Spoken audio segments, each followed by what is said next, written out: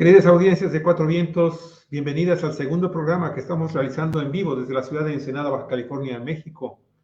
Una entrevista con un queridísimo amigo, colaborador de Cuatro Vientos, muy respetado en el mundo científico del noroeste de la República y a nivel nacional, Iván Martínez Azueta.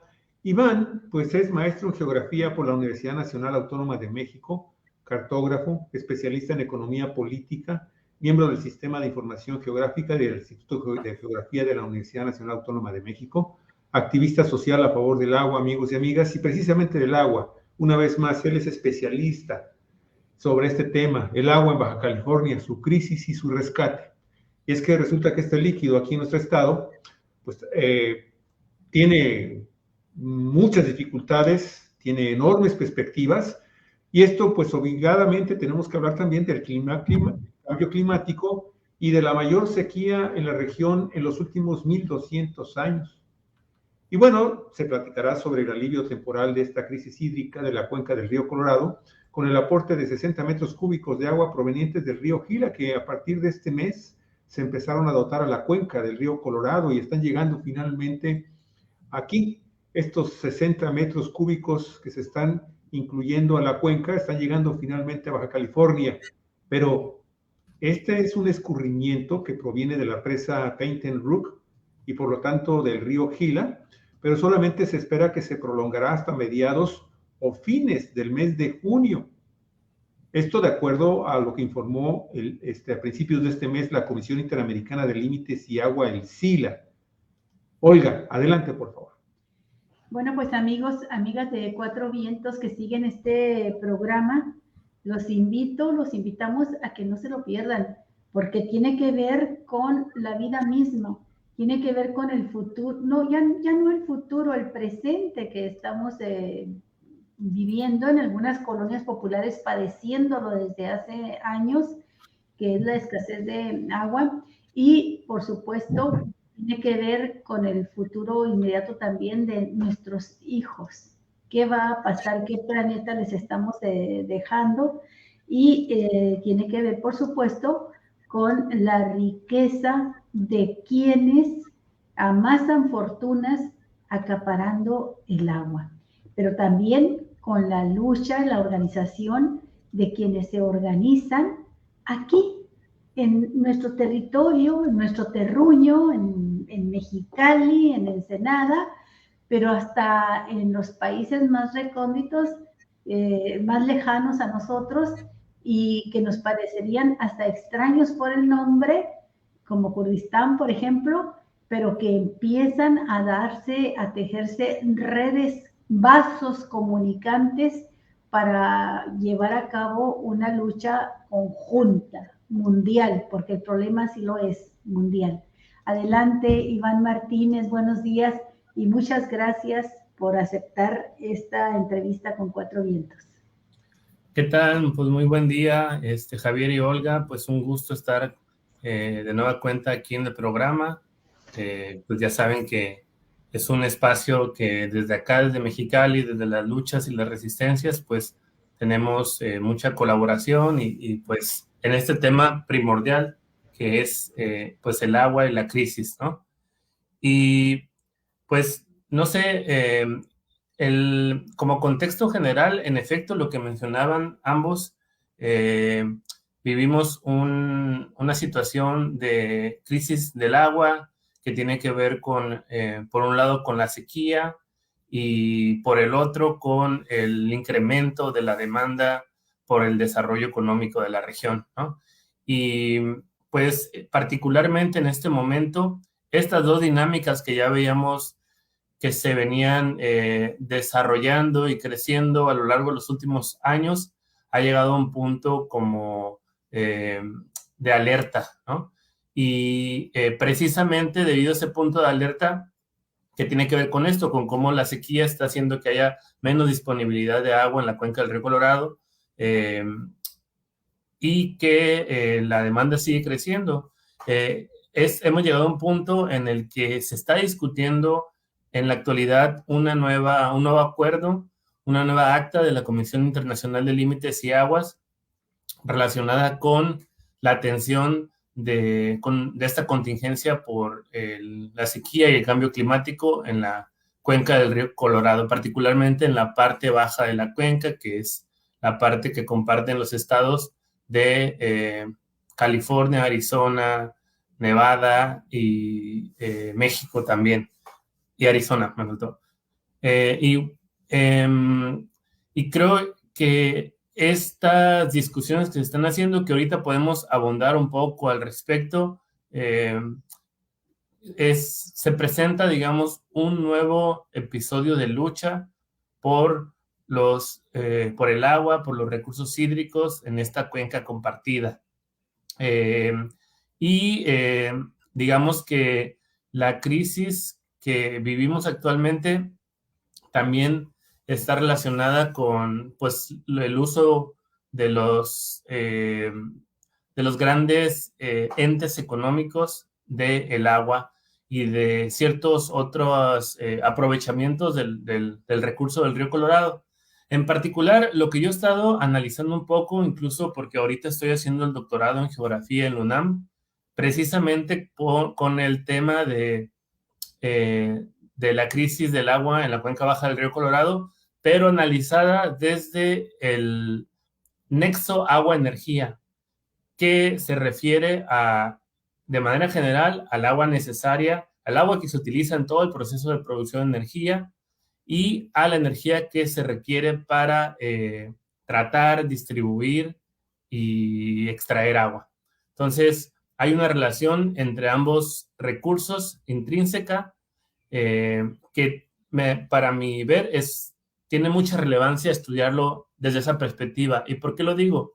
Porque uno de los grandes problemas actuales de la sequía es que no solamente está impactando al abasto de agua, sino también está impactando en el ámbito energético, dado que hay varias centrales hidroeléctricas o represas que generan electricidad en el cauce del río Colorado. 2 de estas presas concentran el 80% de la generación, que es la presa Glen Canyon y la presa Hoover. Entonces, el problema que hay ahorita con estas presas es que conforme va reduciéndose el nivel de su embalse, es decir, va reduciéndose el nivel del lago, ¿no? Los lagos del lago Mead y el lago, se me fue el nombre. Bueno, se están reduciendo los niveles y eso provoca que la reducción, la energía hidroeléctrica generada también vaya afectándose, porque la generación hidroeléctrica tiene que ver con la fuerza del agua, con la presión que ejerce, y entre más agua, mayor presión. Y esta energía eléctrica es utilizada también para bombear el agua a las ciudades, particularmente hacia California. De hecho, desde que se construyó la presa Hoover, que fue la gran obra hidráulica del oeste estadounidense y en su momento fue mundialmente una de las obras de ingeniería hidráulica y del dominio del Estado y las empresas sobre la naturaleza, es concebida así desde, digamos, el análisis de la historia de las represas y lo que significan económica y políticamente. Esta presa fue utilizada, o sea, ayudó a transformar el oeste estadounidense porque también permitió generar electricidad, almacenar agua, controlarla, distribuirla y, por supuesto, hacer funcionar, insisto, los acueductos que llevaban agua a Los Ángeles y después a San Diego. Entonces, es todo un sistema complejo que no solamente tiene que ver con el agua, sino con la energía. Entonces, ¿qué está ocurriendo ahorita? Que la generación hidroeléctrica se está afectando conforme va reduciéndose el nivel de las presas y puede llegar a un punto en el que no pueda generar electricidad. Por ahí tengo los datos por aquí, déjenme ver. Más o menos la presa, no los tengo aquí a la mano, pero bueno, ambas presas tienen como un nivel de agua turbinable, es decir, que hasta ese nivel pueden seguir generando electricidad, aunque se viene reduciendo. Entonces, si el agua llega a un nivel más bajo de ese caudal turbinable, entonces ya no se puede generar electricidad. Ese es un peligro que ya anunciaron desde diciembre del año pasado que pudiera ocurrir en estos meses si no se implementan medidas drásticas. Y eso obviamente impactaría en en la matriz energética del suroeste estadounidense. Es decir, en la hidroeléctrica juega un papel, sobre todo se utiliza a veces, es una energía muy versátil porque básicamente puedes abrir o cerrar compuertas y digamos que alimentan o conductos que alimentan turbinas, ¿no? Entonces es muy sencillo simplemente pasar el agua digamos, por otra salida que no genere electricidad. Entonces es una energía muy variable. Entonces sirve como una energía fundamental para ir controlando la demanda de energía o el balance energético. Entonces, eso tiene implicaciones energéticas. Pero lo que voy es eso, ¿no? Ese es el gran problema que existe en la actualidad y puede ser que el agua siga descendiendo. Ese es como un primer nivel crítico. El segundo nivel crítico es el que se conoce como estanque muerto o piscina muerta, dead pool en inglés. Y es que el agua baje hasta un nivel en el que ya se convierten las presas en un obstáculo para que fluya el río. Es decir, que llega hasta un nivel en el que, digamos, imaginémonos las presas como si fuera una bandeja de agua y que cae, se llena y tienes unas salidas a cierto nivel. Entonces, si el agua va bajando y baja un poco más abajo de ese nivel, entonces ya no puede salir de la presa. Ese es un segundo escenario que sería súper crítico, que sería el de estanque muerto, y que lo que anunciaron en diciembre, y con esto concluyo esta primera intervención, es que de no mejorar la situación, de no implementarse medidas drásticas, este escenario podría presentarse en julio.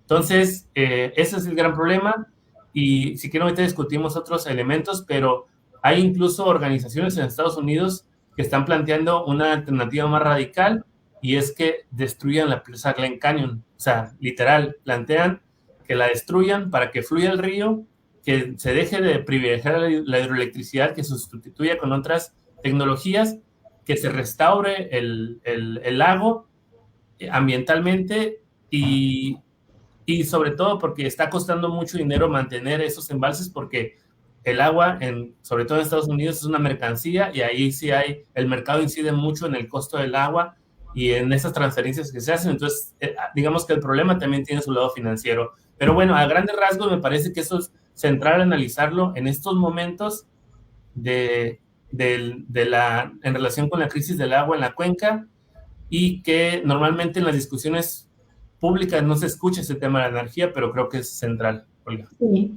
y es que resulta así como un marrazo en la nuca. El simple dato que daba Javier al inicio, 1200 años, la sequía más grave en 1200 años, dice uno, híjole, pero bueno, yo abro la llave y sale agua todavía. Entonces pareciera un recurso inagotable si estamos en esta sequía en más de un milenio y todavía tenemos agua. Bueno, pues entonces a lo mejor ni de qué preocuparme. Pero estos últimos datos que estás dando tú de cómo afectará ya el hecho de que no podrá tener la fuerza suficiente para poder bombear las plantas hidroeléctricas, por ejemplo, me parece a mí que ahí sí se encienden luces rojas bastante fuertes, porque en México la energía eléctrica tiene una fuerza muy importante en la hidroeléctrica, y lo supimos ahora que se estuvo discutiendo tantísimo la reforma eléctrica para el país. La Comisión Federal de Electricidad tiene su músculo más poderoso en la hidroeléctrica. Y ahí, ¿qué es lo que tú prevés, Iván? ¿Qué puede suceder? Y también si tienes tú ya algunos ejemplos de qué ha sucedido en otras partes del mundo en relación con este problema. Sí, Olga, en efecto, la sequía, hay diferentes datos, ¿no? En cuanto al registro puntual de la sequía, la SILA menciona que es la sequía más prolongada y drástica en 114 años que se tiene registro, ¿no? Ahí, digamos, de que se mide, digamos, ciertos parámetros para determinar estos niveles de crecidas o reducciones en los caudales, por ejemplo, del río. Pero sí, en efecto, se habla también de que es una sequía nunca antes en milenios, pero pues hace 1000 años no había, bueno, había los pueblos indígenas, pero tampoco se medía. En fin, es todo hay un debate, pero sí, sin duda, de la historia moderna, desde que se mide, es la peor sequía. Ahora, este problema de relación con la energía, me parece que sí, en efecto, la hidroeléctrica fue como la primera forma de energía que en muchos lugares donde hay obviamente recursos hidrológicos importantes, en este caso, por ejemplo, Baja California no tiene hidroeléctrica, ni otros, los estados del sur, sureste, es donde se tiene la mayor potencia hidroeléctrica y en otros donde hay recursos y ríos importantes. Insisto, en el caso, entonces fueron como elementos muy importantes para el desarrollo económico, poblacional, la hidroeléctrica, y sigue siendo muy, muy importante. Entonces, es por eso que tiene esta implicación en el ámbito de qué significa que una hidroeléctrica llega a un punto en el que pues no pueda funcionar por la sequía, ¿no? Yo no tengo, hasta ahora, no he llegado a ese punto de ponerme a estudiar otras experiencias similares, pero sé que ha habido otros casos en los que sí se han privilegiado que los ríos libres y que se han eliminado represas. No sé de qué magnitud, ¿no? Insisto, no he llegado a ese punto, pero sin duda me parece que particularmente esta región es emblemática. Creo que pudiera ser como algo, por así decirlo, algo inédito en relación con el tamaño de las presas. A eso me refiero, porque son presas, ambas presas, la capacidad de generación, la capacidad instalada de ambas presas sumada equivaldría a abastecer el pico de la demanda energética eléctrica de Baja California al año, o sea, de ese nivel, y sobraría un poco, ¿no? Son como 4,000 megawatts, y nosotros consumimos en verano como 3,600, 3,800, no sé, megawatts en sus picos máximos. Entonces, insisto, son presas muy grandes y me parece que, insisto, me aventuro a decir que sería inédito el que una presa de esa magnitud, una represa, una hidroeléctrica, llegara a este punto. Ahora bien, hay otro elemento que me parece que es muy importante en este ámbito y que yo he insistido, publiqué un artículo al respecto, y es que si el agua mexicana que se está ahorrando voluntariamente, o bueno, lo digo entre comillas voluntariamente porque son ahorros que se establecieron en las actas, en el acto 323 de la SILA, que se supone que son recuperables, dado que si mejora el nivel de las presas, se puede recuperar. Digamos que es una cuota que ha estado cediendo todos los usuarios, incluyendo México, del río Colorado, para que se almacenen las presas para evitar estos problemas vinculados con los niveles de las presas.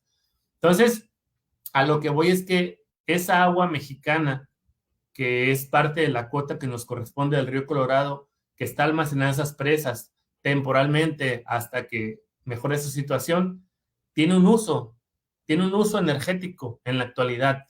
Entonces, ¿por qué? Porque si tú traduces, supongo que debe haber algún cálculo en relación con cada, no sé, metro cúbico, cuánta energía representa o cómo ayuda a mejorar la situación en relación con las hidroeléctricas. El caso es que tiene un uso energético el agua del río Colorado, el agua mexicana que se está ahorrando tiene un uso energético del cual México no se está beneficiando. Entonces, mi argumento es que en las negociaciones de la SILA se debería adoptar este enfoque del nexo agua-energía y como acuerdo solicitar o negociar que se entregue una parte de esa energía a México. ¿Por qué? Porque, insisto, porque es agua que le corresponde a México, que se está almacenando ahí y que está aprovechándose incluso económicamente, porque evidentemente la energía eléctrica que se produce se vende a los usuarios y ayuda, digamos, a la seguridad energética. Entonces, ese me parece que es un argumento que debería adoptarse, que es contundente en relación con la sequía y bueno, hay otras implicaciones sin duda en relación con el medio ambiente, por ejemplo, con el agua de uso agrícola, la relación campo y ciudad, pero que podemos seguir analizando al respecto, pero me insisto que es un tema nodal y que no se está tratando actualmente, por lo menos no he visto que haya ninguna discusión al respecto.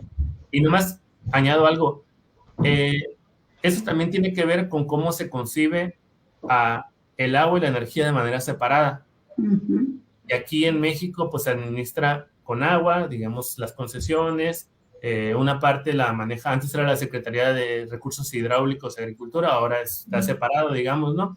Y por el otro lado, pues la Secretaría de Energía, hay, digamos, una separación de la política. Y en Estados Unidos también hay ahí varios niveles de administración, pero por ejemplo, el distrito de riego del Valle Imperial, el Imperial Irrigation District, que es una empresa pública, maneja el agua y la energía de manera conjunta, porque también te permites hacer sinergias. O sea, el nexo agua-energía no solamente se relaciona con entender los problemas de manera conjunta, sino que se pone a hacer sinergias en el ámbito del manejo de ambos recursos. Y lo menciono porque, por ejemplo, el Imperial Irrigation District, en el canal todo americano, en las caídas del canal todo americano, tiene mini hidroeléctricas que generan energía y que sirven a su matriz eléctrica para venderle electricidad a los clientes que maneja ahí en la zona de Valle Imperial. Entonces, insisto, lo menciono de manera muy relevante por lo que se está discutiendo actualmente y que tiene que ver con estos dos niveles, ¿no? El nivel vinculado a la generación hidroeléctrica y más abajo el nivel de estanque muerto, y cómo se está utilizando el agua en ese sentido, el agua mexicana, y por supuesto, por el hecho de que se puede aprovechar de manera conjunta. O sea, la administración puede ser optimizada y pensada de manera más integral, y también por el hecho de que Baja California también hay crisis energética, o en la región, porque tenemos déficit de generación. Ahorita estamos esperando, acaba de empezar el verano, prender las refrigeraciones, y aún no están concluidas las plantas de ciclo combinado que están construyendo aquí en Mexicali, pero seguramente, ojalá que no, pero puede haber apagones, porque hay tipos de repente que no pueden abastecerse, sobre todo cuando hay mantenimiento de unidades o hay otros problemas que impiden tener la generación, digamos, todos los fierros operando como deberían de ser, y puede provocar eso. Entonces, concluyo con eso, hay toda una dinámica también energética vinculada con la sequía. Sí, Iván, ya que lo mencionas, esto de los ahorros del agua y la manera en que lo están aprovechando ese almacenamiento de agua ahorrada para generar energía, esto lo están haciendo del otro lado de la frontera, en Estados Unidos, o también se está haciendo aquí para exportar energía, no solamente allá, pero son acuerdos binacionales, los del ahorro del agua. Acaba de realizarse hace menos de un mes, el pasado 27 de abril, la reunión, la 11ª reunión binacional del Grupo de Seguimiento del Acta 323. Me gustaría conocer tu opinión respecto a los acuerdos a los que se llegaron, porque prácticamente lo que se subraya es la obligatoriedad de México de construir una serie de obras de infraestructura también para poder retener y ahorrar el agua. ¿Qué es lo que sabes al respecto? ¿Qué opinión tienes? Pues mira, aunque ha habido estas reuniones, me parece que conocemos de este lado, por lo menos de la frontera, conocemos poco de lo que realmente se está discutiendo, porque no ha habido difusión de la información de manera suficiente. Y lo menciono también porque una demanda que tenemos como Contraloría Ciudadana del Agua de Baja California es que se restablezca el Foro Ciudadano de la SILA en Mexicali que no opera desde 2017. De hecho, en 2017 iba a haber una reunión pública previo a la firma del Acta 323 que se canceló justo porque coincidió con el terremoto del 19 de septiembre. Se pospuso la reunión y nunca se realizó, y nunca más ha vuelto a ocurrir una reunión del Foro Ciudadano de la Sila, que tiene su, digamos, su instancia tanto en Mexicali, hay una instancia en Tijuana, un Foro Ciudadano constituido como tal, y en otras zonas, en Ciudad Juárez, en Nogales, en otras ciudades, pero acá no ha vuelto a operar, y me parece que esa debería ser la instancia para que las organizaciones sociales, la academia, pudiera participar opinando y conociendo, digamos, haciendo el trabajo de Contraloría como debería ser, ¿no? Pero bueno, es todo un tema. Sin embargo, esto que mencionas de que México debería hacer obras para retener agua, digamos que se está discutiendo, que puede ser relevante sin duda, pero a mí lo más relevante en cuanto a infraestructura, lo más relevante y preocupante en cuanto a discusión sobre infraestructura, no infraestructura, proyectos para generar, obtener más agua, son las plantas desalinizadoras, que han venido discutiendo desde el Acta 319, se retoma en la 323, y que básicamente lo que están impulsando, lo que se describe en estas actas de la SILA, son dos proyectos, dos plantas desaladoras o desalinizadoras binacionales, se especifica eso, en playas de Rosarito y en el Golfo de California. Entonces, lo menciono por dos aspectos. Uno, porque son proyectos, insisto, binacionales, pero se están proyectando para construirse en México, para abastecer a la cuenca, para tener una nueva fuente de agua. Y que, bueno, ya conocemos, he analizado aquí por ustedes también todo lo controversial y todos los problemas y el desvío de poder, por así decirlo, en términos amplios, la corrupción, todo lo que estuvo detrás, por ejemplo, de la planta desalinizadora de Rosarito, impulsada por el gobierno de Kiko Vega, bajo la figura de asociación público-privada, que se canceló, está en litigio y demás, está suspendido, ¿no?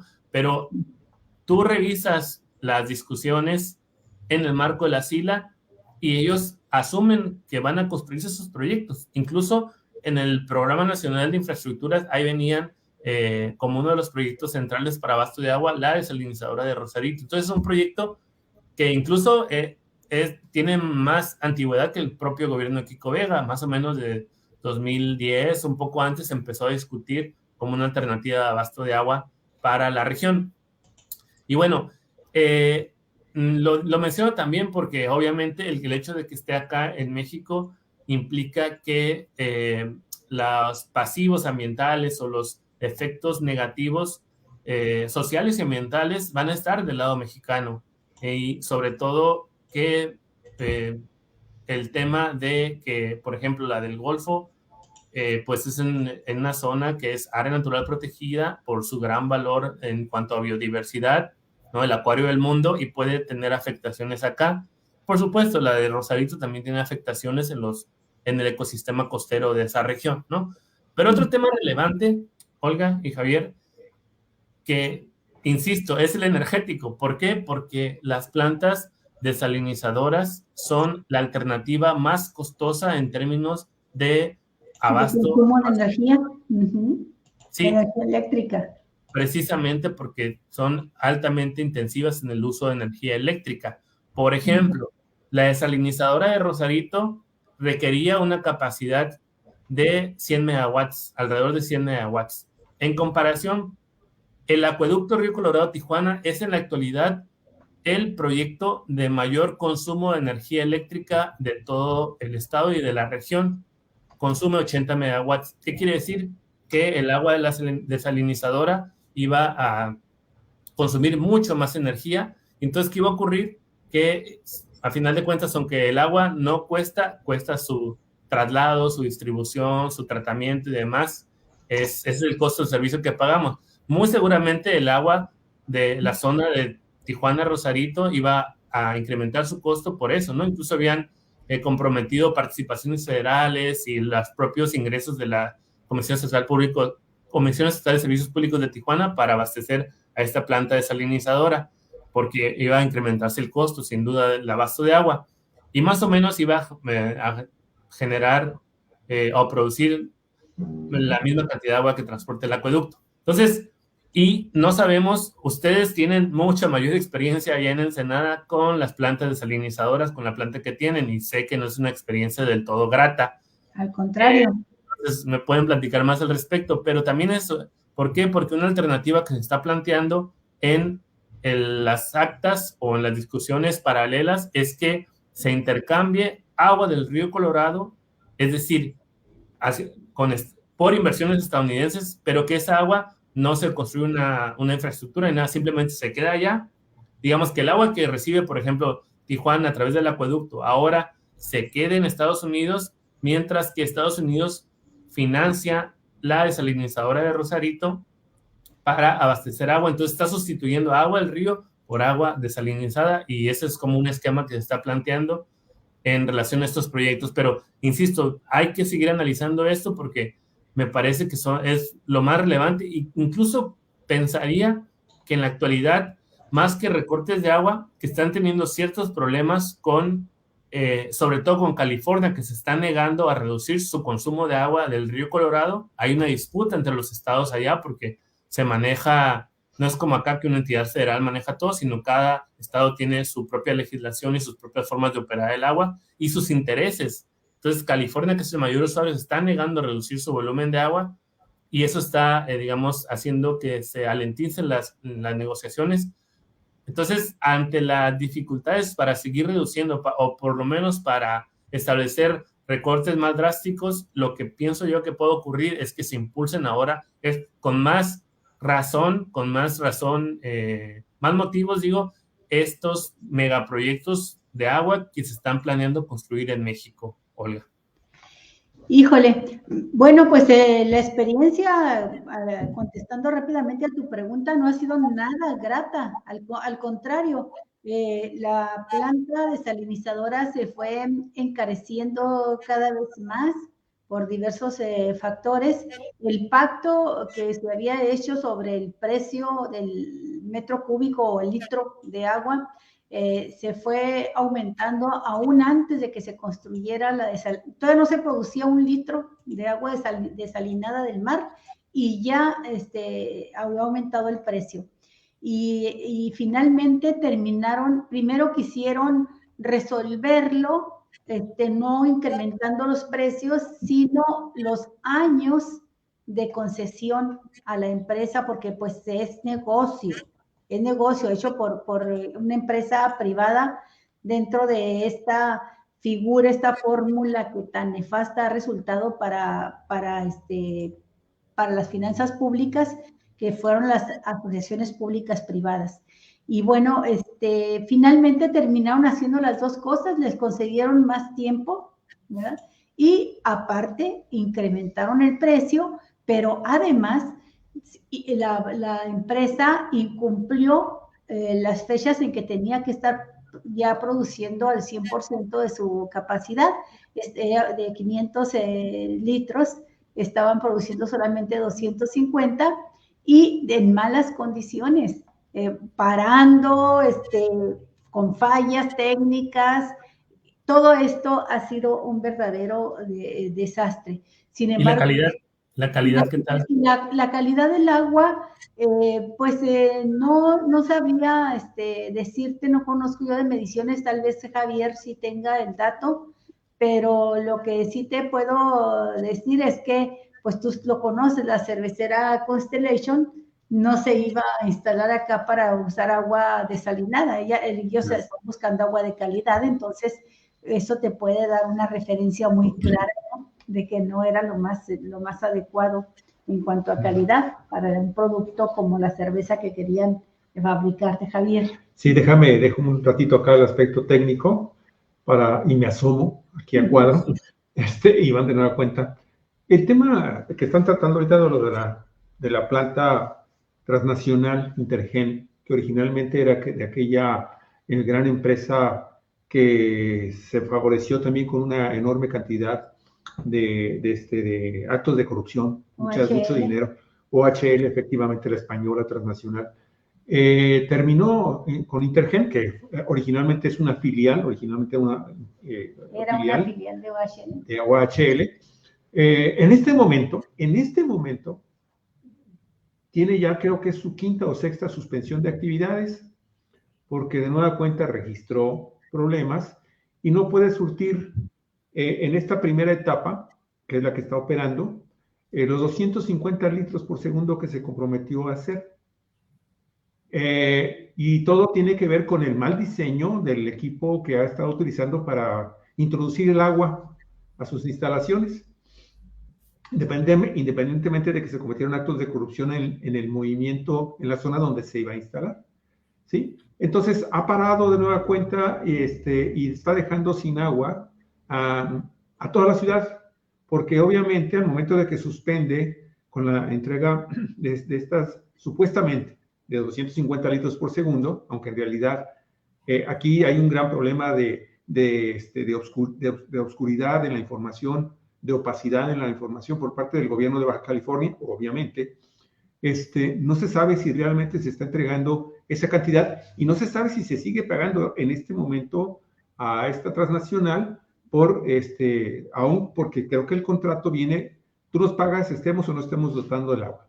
Total, el chiste es que dejan a 98,000 usuarios directamente sin el recurso, pero al momento de que entonces la Comisión Estatal de Servicios Públicos de Ensenada, que es el gobierno del estado, tiene entonces que abrir y cerrar llaves en todo el sistema, en toda la red de agua potable en la ciudad, y entonces a todo el mundo le baja el volumen de agua que reciben en su casa. Obviamente estamos hablando al comercio y a la industria. Total, es un super negocio, como lo fue y lo es en su origen el tema de la planta desalinizadora de Playas de Rosarito. Hay que recordar que ese proyecto originalmente en los 90, a finales de los 90 del siglo pasado, lo impulsó Jaime Bonilla en su calidad de titular de uno de los sistemas de riego allá en Otay, en San Diego, en California, ¿sí? Y que esta empresa para la que él trabaja, porque sigue trabajando para esta compañía, el Distrito de Agua de Otay, ¿sí? Era originalmente para llevar agua de esa planta desalinizadora a Estados Unidos, al sur de Estados Unidos. Y ya después se involucra con Kiko Vega y bueno, ya entonces arman el negocio, estallan las resistencias, estalla la información periodística de quienes hicimos los trabajos de esto que estaba sucediendo con este supercontratazo, con este super negociazo, y finalmente, bueno, ya le dan la pintita de que están en este momento ya haciendo una inversión conjunta México-Estados Unidos para abastecer agua a la zona transfronteriza. Habrá que ver si es cierto que eso va a suceder. Sin embargo, y un último dato, ya para volverme a desaparecer. Esta planta desalinizadora en Ensenada, que es el modelo de negocio que quieren implementar para todas las demás plantas desalinizadoras de importancia en San Quintín y Playa de Rosarito, esta planta está desde hace como unos 8 o 9 meses presionando al gobierno de Baja California, al gobierno panista de Baja California, para que le amplíe la capacidad a una segunda etapa para entonces sí surtir 500 litros por segundo. Si no puede con 250, imagínense lo que va a pasar con 500 litros por segundo. Total, así están las cosas, mi estimado Iván. Bueno, ahí los dejo. Sí, bueno, las plantas desalinizadoras han mostrado que no son una solución, sino que han sido un conflicto constante cuando empezó la primera en Baja California Sur. Sin embargo, ya ahorita este mismo gobierno tiene planes para construir otra planta desalinizadora en Baja California Sur. Y quiero comentarte, primero, hacerte la pregunta de si ya tienes una información más precisa de si habrá recortes de agua del río Colorado a nuestro país, que afectaría fundamentalmente a Baja California, volúmenes y a partir de cuándo. Y luego, después de esta pregunta, comentarte lo siguiente para de una vez pedirte tu opinión. Mira, Iván, yo tengo a la vista el comunicado conjunto que sacaron las autoridades estadounidenses y mexicanas en esta reunión binacional para dar seguimiento al acta 323, ¿sí? El grupo de seguimiento. Y en esta reunión donde están los titulares principales de las áreas, ¿no? De Conagua, de SILA y por parte de Estados Unidos, pues también de SILA y del gobierno estadounidense, no mencionan una sola palabra de esto tan importante que nos dijiste tú al inicio, de que en Estados Unidos están aprovechando el agua ahorrada, la que tienen ahí almacenada, para hacer explotación y creación de energía eléctrica, generar energía eléctrica. Ahí no se menciona nada en el comunicado conjunto. Por lo tanto, parece que no hubo una defensa de los intereses de México al respecto.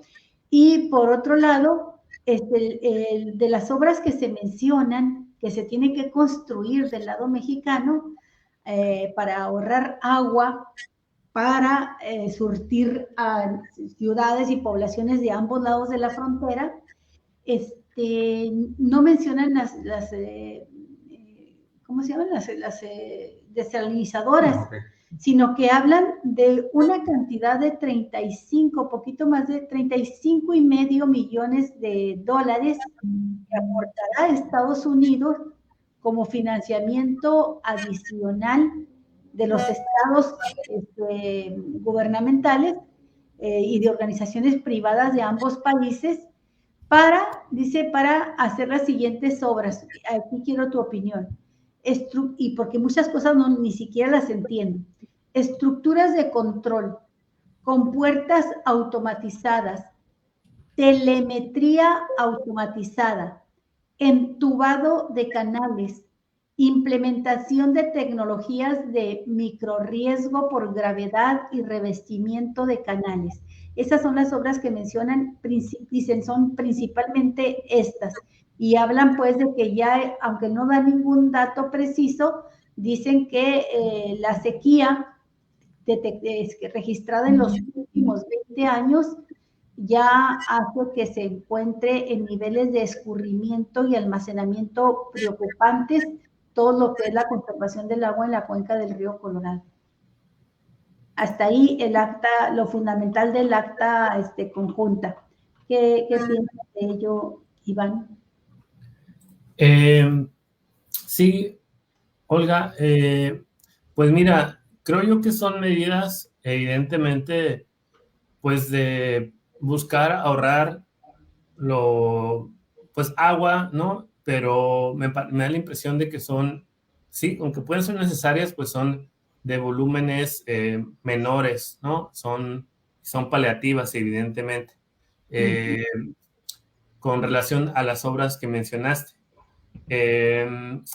Sin embargo, me parece que lo más relevante que, insisto, están discutiendo, que por lo menos ahí no está y que hace falta también que se llegue al acuerdo que dijeron que iban a anunciar en junio sobre esta nueva acta, o más bien sí, bueno, sí se estaba discutiendo una nueva acta, no han dicho mucho sobre lo que va a contener, pero yo supondría que dada la gravedad, insisto, la gravedad implica acciones más relevantes o de mayor magnitud más bien, ¿no? Que estas que viven ahí sobre este financiamiento estadounidense y que tienen que ver con una de dos, o con mayores recortes de agua o con proyectos de infraestructura de gran calado. Claro, los proyectos de infraestructura de gran calado, si se aprobaran y se impulsaran, se requerirían por lo menos 2-3 años para que se vieran sus resultados. Entonces, este otro tipo de obras, pues ayuda o son a corto plazo, más bien, ¿no? O muy corto plazo. Pero iniciabas comentando el tema de los recortes. Por lo menos lo que se ha anunciado es que los recortes que estaban implementados, que estaban programados, no van a abastecer, no van a lograr mejorar la situación. Igual si estás ahí en la página de SILA, por ahí hay una gráfica del río Colorado, de las presas, no me acuerdo si la pudieras encontrar, que valdría la pena verla. Sí, Está, voy a buscar, ya creo que puedo encontrarla ahorita. es en condiciones de escasez, El segundo arriba donde estás, por ahí dice condiciones de escasez del río Colorado, en la página de la SILA, hasta mero arriba. Y ahí viene más para arriba, más. Ahí dice condiciones de escasez, ahí arriba en el menú de arriba. Ajá. Y por ahí viene una gráfica, mira, es justo lo que quiero explicar, viene en esa gráfica. Gráfica de pronósticos. Ajá, gráfica de pronósticos de Lago Mead. Lago Mead, ok, déjame ver. Ok. Power y Mead. Vamos a ver la del diciembre de 22. Sí, la que está ahí, la última. Dice, ajá, gráfica de Lago Mead y viene una gráfica ahí con ok, sí, el pronóstico. ya la vi hace ratito, ahorita.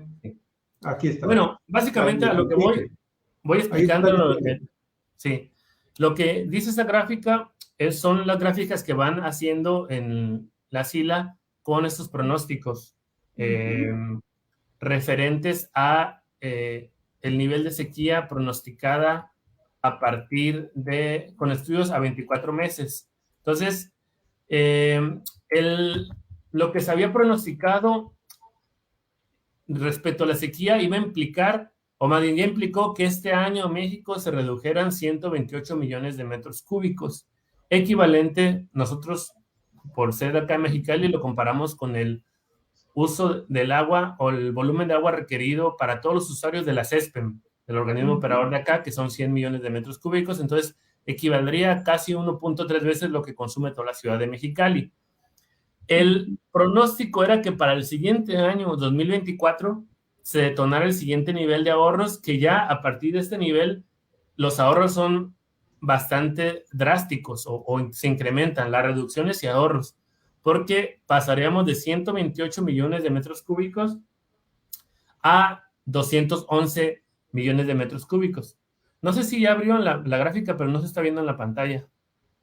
Abrimos una que tiene forma de un vaso que no está medio lleno, está medio vacío, sí. A menos de la mitad. Se sigue viendo aquí en la pantalla el aspecto que mencionabas al principio. ¿A qué nivel es cuando se ponen en riesgo ya también los sistemas de bombeo eléctrico? Sí, pues eso es relevante porque justo ahí viene lo que menciono, ¿no? ¿Será esta? Esta es Iván, ok, ahí la tienes. No, de hecho es otra, pero esta aprovecho, es justo lo que yo mencionaba. Para que mencionan lo eléctrico. Sí, hay un nivel que es el nivel mínimo de generación eléctrica, que ese es el primer nivel crítico. Y el otro es el de almacenamiento muerto, es que ya no puede salir el agua, esa agua en teoría, es más, esa agua para salir de la presa se requeriría bombear, porque está a un nivel más bajo de la salida, entonces se tiene que levantar como si fuera un obstáculo que impide que salga el agua. Pero hay otra gráfica que está ahí mismo, de hecho, porque a ver, te voy a poner gráfica de pronóstico se llama. Gráfica de pronósticos. Gráfica de almacenamiento histórico, gráfica de entradas no reguladas, tabla de reducción y ahorros, ilustración esquemática de vasos. Es la segunda, es el segundo ítem. Gráficas de pronósticos. Exactamente, del Lago Mead. Esa. El Lago Mead, a ver. A ver, gráfica de pronósticos. Sí. A ver, voy a abrir esta. Gráfica de pronósticos del Lago Mead. Aquí está. Sí. A ver, esta. Nomás que no se ve en la pantalla, creo que tienes que otra vez hacer lo mismo. Permíteme, porque entonces necesito abrirlo. Permíteme un segundito. Ahorita mismo la abro. Permíteme un momentito para que tú la puedas comentar. Permíteme un segundo. Sí, pues básicamente inicio en lo que lo compartes, es que esa gráfica es la gráfica más actualizada, esa exactamente. Esta. Sí. Entonces ahí viene cómo vemos cómo hay una reducción, aunque hay, digamos, baja y sube el nivel del agua de la presa, el pronóstico es que vaya reduciéndose hasta, en este caso, hasta 2025. Entonces ahí vemos que hay unas líneas horizontales que vienen ahí los niveles de ahorro, ¿no? Viene el primer nivel en el 1075 pies sobre el nivel del mar, de ahorros y reducciones, viene el segundo nivel y viene el tercer nivel. Entonces está pronosticando que en 2024, ahí está, va a bajar más, valga la redundancia, va a estar el nivel más abajo del tercer nivel de ahorros. Ese es el nuevo pronóstico. Entonces, ¿qué implicaría ese tercer nivel de ahorro? Que el recorte para México sea de 339 millones de metros cúbicos, que sería ya llegar, hay diferentes niveles, pero serían ya los últimos niveles, tanto de recortes del agua, que no se pueden recuperar, como de ahorros recuperables. Entonces, esa cantidad de agua, 339 millones de metros cúbicos, equivale a poco más de el agua que se utiliza de manera conjunta en todas las ciudades y en todas las poblaciones de Baja California. Es decir, el agua de uso público urbano. Entonces, para que vean la magnitud de lo que se está pronosticando que puede ocurrir el siguiente año.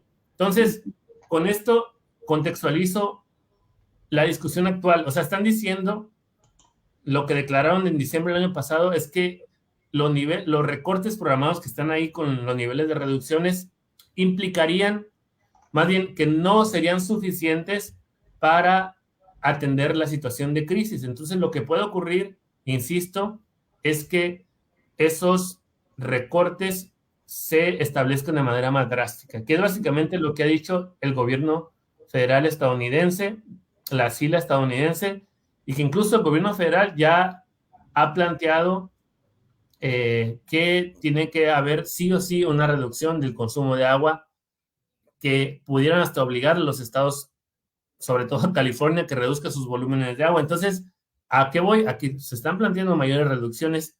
Este escenario de por sí ya es muy crítico, es muy, muy relevante lo que está planteado ahí, las afectaciones que pueden ocurrir, que van a ir sobre todo a la agricultura. Imagínense, ahorita estamos viendo el problema de los trigueros, que no tienen pues el precio, no hay precios de garantía, entonces no pueden recuperar ni siquiera la inversión que hicieron en su siembra, en todo el procesamiento del trigo. Ahora, si el agua va a estar más escasa, se les va a reducir, van a reducir sus volúmenes de producción, o van a verse en la necesidad, al no ser costeable la producción de trigo, de rentar su parcela a grandes productores, o de rentarla para rentar el permiso de agua para transferirlo a Tijuana, o para estos nuevos esquemas, ¿no? Entonces, siempre la agricultura en el Valle de Mexicali es la más afectada por los recortes de agua, y por supuesto las ciudades de zona costa, porque que dependen del río Colorado. Entonces, estos dos usuarios van a verse afectados con estos nuevos recortes, y lo más seguro es que los conflictos, las disputas vayan a aumentar, porque lo estamos viendo ahorita, ¿no? Quizás no relacionado directamente con el agua, pero el agua es un elemento de producción central, en este caso el trigo o otros cultivos que se practican aquí en el Valle de Mexicali, pero va a incidir. Entonces, lo que puede ocurrir es que estos conflictos, insisto, sigan creciendo por estos recortes, y sobre todo porque me parece que el manejo de la crisis, es más, acá en Baja California las autoridades ni hablan de crisis, incluso el gobierno federal, me da la impresión de que no está tomándose tan relevantemente como lo está haciendo el gobierno federal estadounidense, que ya está anunciando, está tomando las riendas y anunciando que va a intervenir porque la situación está crítica, y me parece que por lo menos discursivamente en la información oficial no se está viendo la relevancia que tiene la crisis acá y los efectos de la sequía.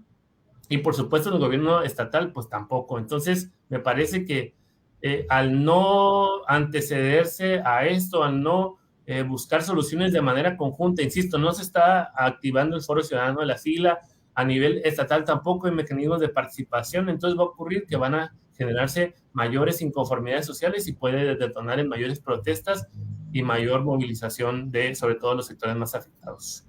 Sí, estamos hablando de la generación. Se están creando todas las condiciones para un problema de ingobernabilidad. porque en el momento en que, bueno, ya se vio aquí con el movimiento nada más de resistencias contra Constellation, creó puntos de ingobernabilidad en varios momentos, pero con este problema generalizado que ya lo vimos gráficamente y resulta de veras aterrador. Tú dinos, Iván, ¿qué población es la que se va a afectar? ¿Qué regiones del país? Mencionaste Mexicali, por supuesto, mencionaste la agricultura. La agricultura es de las grandes consumidoras de agua, pero también es una agricultura que se ha resistido a modernizarse y a usar tecnologías que permitan ahorrar agua sin que sea en detrimento de las cosechas, del volumen de las cosechas, simplemente modernizar sus sistemas de riego. Hay mucho desperdicio de agua también en la agricultura. ¿Qué es lo que nos espera? No dentro de quién sabe cuántos años con el cambio climático, sino con los efectos que ya estamos teniendo ahorita y que se van a agudizar, por lo que vimos en la gráfica, en el segundo semestre de 2024. Sí, Olga, pues evidentemente, insisto, los agricultores del Valle Mexicali, la agricultura, digamos, planteándolo de manera abstracta, porque evidentemente hay ahí también grandes acaparadores de agua y empresas agroexportadoras que requieren grandes volúmenes de agua y que no son las que se afectan porque al final de cuentas tienen los recursos económicos para incluso rentar permisos de riego, rentar parcelas e incrementar su producción. Los que se afectan son los agricultores individuales, digamos, los ejidatarios que tienen una parcela y que tienen este tipo de producción. Y que son los que están protestando acá, ¿no? Ahorita en centro de gobierno, en todos los lugares donde ha habido protestas, no han sido aquellas grandes empresas que existen en el Valle de Mexicali, sino los agricultores individuales, por así decirlo, ¿no? Los pequeños agricultores. Lo digo entre comillas porque son parcelas grandes en comparación con otras zonas del país, pero bueno, sin duda ahí afecta. Y sí, se pueden implementar medidas para reducir o para eficientar hasta cierto punto el riego.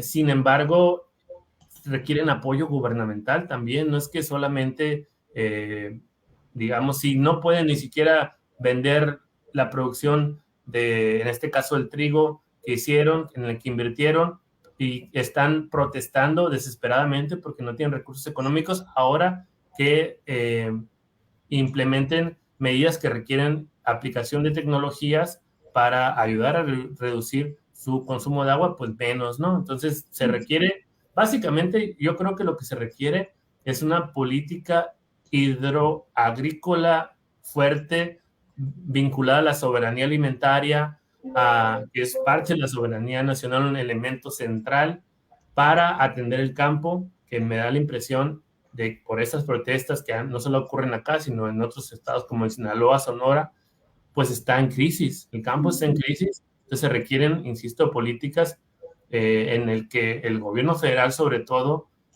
implemente pues un programa de soberanía alimentaria y también recursos para infraestructura hidroagrícola, pero solamente sí hacer énfasis en que el volumen que se puede, el porcentaje que se puede recuperar, lo ha dicho el doctor Alfonso Cortés Lara. Tampoco pensar que de la agricultura se va a poder sacar o reducir, ahorrar más bien hasta un 20-30% porcentajes así de consumo de agua, sino 2, 3, 4%, que es muy relevante. Un porcentaje de esa pareciera pequeño, pero es muy relevante porque en efecto es mucha el agua que está ahí en el sector agrícola, pero que se está reduciendo y está impactando sobre todo a este sector y que también tiene un aspecto ambiental muy relevante y es el hecho de que el acuífero del Valle de Mexicali se alimenta por las infiltraciones del riego, es decir, el riego opera o hace lo que no hace la lluvia o que no hace el río, que antes antes de que hubiera represas, el río llegaba y se desbordaba sobre el Valle de Mexicali, sobre el delta, y una parte se infiltraba, y ese es el agua que se fue almacenando en estos depósitos subterráneos que son los acuíferos, no el de Mexicali y San Luis Río Colorado, pero también el de Valle Imperial y el de toda la región, ¿no? Ahora esa agua se ha venido extrayendo y la manera que se infiltra el agua es como la presa, ¿no? Imagínense, la presa, porque llegas a un nivel donde puede ser crítico tu almacenamiento, el acuífero también. Entonces, si tú le quitas agua al acuífero que se infiltra, si la extracción continúa igual, entonces va a ir reduciéndose a llegar a un punto crítico, como ocurrió en el Valle de San Quintín, por ejemplo. Entonces, hay una relación entre el agua subterránea y el agua superficial que también se tiene que considerar en cualquier medida que se implemente, porque también el que el acuífero se sobreexplote y llegue a un nivel donde puede tener ya aguas fósiles en la extracción, pues eso también va a ser un gran problema.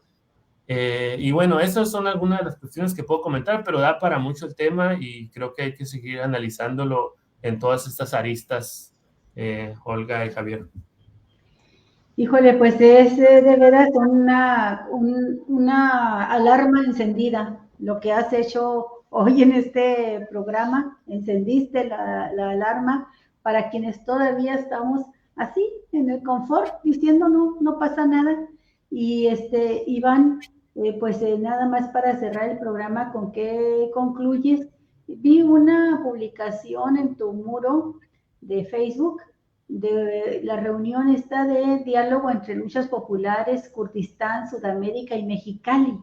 No se va a llevar a cabo, tengo entendido, aquí en Baja California, al menos que me equivoque. Sí, sí es aquí, en Mexicali. Sí, aquí en Mexicali. Bueno, pues coméntanos algo para concluir el programa sobre este evento que me parece muy interesante, diálogo entre luchas populares y y que ya estamos próximos a que se realice. Es el día 22 de mayo.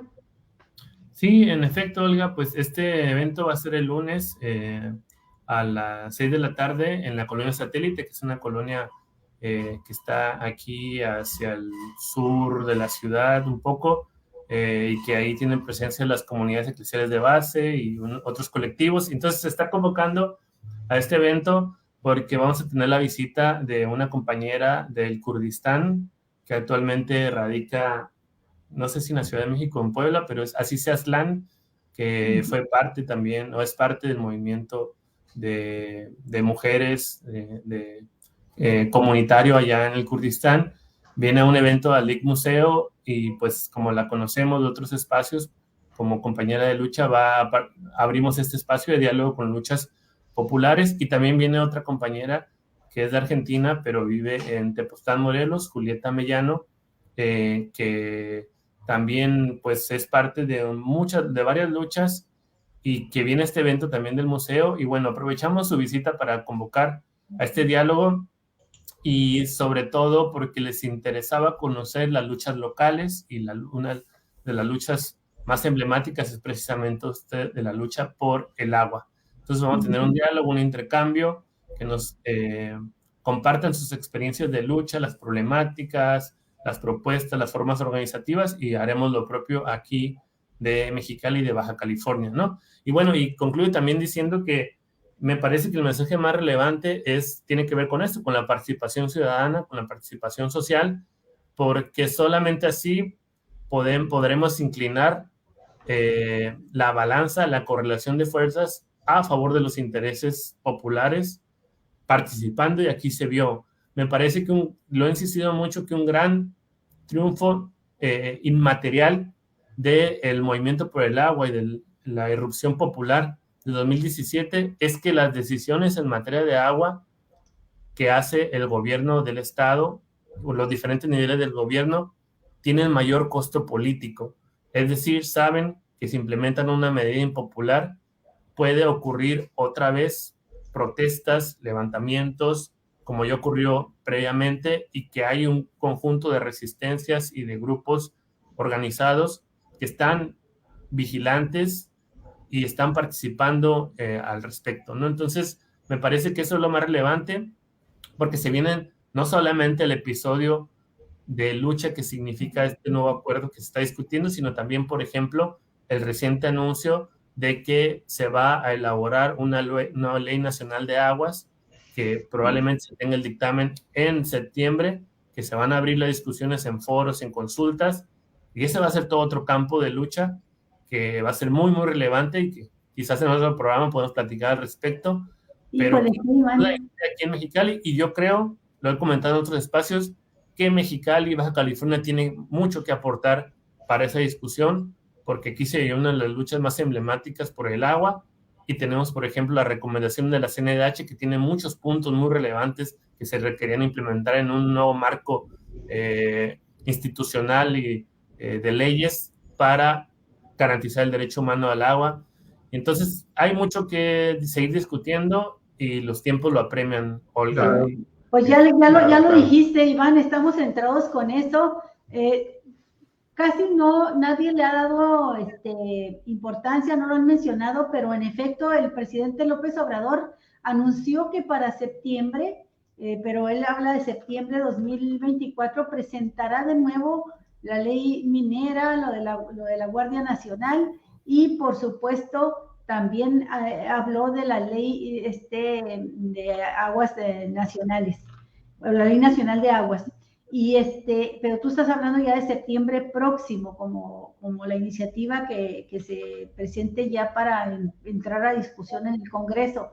Entonces, pues adelanta la discusión. No sé qué se vaya a lograr con este Congreso, donde la oposición ha decidido no dejar que pase nada, pero pues a ver qué ya será tema del próximo. Pero se tiene que aprobar porque la Suprema Corte de Justicia ya lo decretó, que se tiene que aprobar en esta legislatura. Entonces, de que se va a aprobar algo, se va a aprobar. Ahora el contenido de lo que se apruebe es lo que va a estar ahí en disputa. Sí, pero en discusión. Pues muy Iván, bien. Permíteme nada más invitar a nuestras queridas audiencias en Cuatro Vientos a que consulten todo el material que desde hace 14, 15 años hemos estado publicando y previamente en otros medios de comunicación sobre el tema de este saqueo terrible del agua y de estas negligencias y omisiones, estas estupideces en la toma de decisiones en Baja California con respecto a algo que se ha estado anunciando y que aquí en Cuatro Vientos lo hemos estado denunciando puntualmente desde hace muchos años y que desafortunadamente hemos visto cómo en el transcurso de los años se han ido cumpliendo. Aquí todas las denuncias y todos los pronósticos que hicieron gente como tú, Iván, que decían cuidado con el agua, cuidado con el agua, cuidado con el agua, cuidado con el agua, y no sucedía nada. Y hay que analizar sin duda alguna cómo este poder legislativo federal se ha negado a modificar la ley de aguas que impuso Carlos Salinas de Gortari y que le dio al sector privado el manejo de los distritos de agua en toda la República Mexicana. Ese es algo que yo no entiendo cómo demonios un gobierno progresista no ha atacado desde sus orígenes y que sin duda alguna están generando un enorme negocio en manos de unas cuantas manos. Y tú lo sabes porque eso sucede, como sucede en todo el resto del país, directamente allá en el distrito de riego de Mexicali, San Luis Río Colorado, con el tema del algodón, del trigo, en fin. Amigo Iván, muchísimas gracias de nueva cuenta por tu aportación y pues nos estamos viendo y escuchando dentro de poco porque sin duda alguna son temas que no se deben de quedar en el tintero y que hay que retomarlos y denunciarlos en su momento fuerte, duro, como se tiene que hacer. Estimado Iván. Y bueno, reforzando la invitación, diálogo entre luchas populares, Kurdistán, Sudamérica y Mexicali, el 22 de mayo, sección 103, Colonia Satélite, a las 6 de la tarde. Así es, ¿verdad? Sí, cómo no. Pues gracias, un gusto estar en su programa como siempre y pues estamos en contacto para seguir discutiendo estos temas. Muy amable, muchas gracias. Gracias, Iván, un abrazo hasta Mexicali, a todos los cachanillas y pues nos vemos en el siguiente 5 programa. minutos, denos chance para entrar ya con Jesús Sosa Castro para hablar de las corcholatas de Morena. Hoy te regresamos. 4 vientos. Hasta luego, gracias.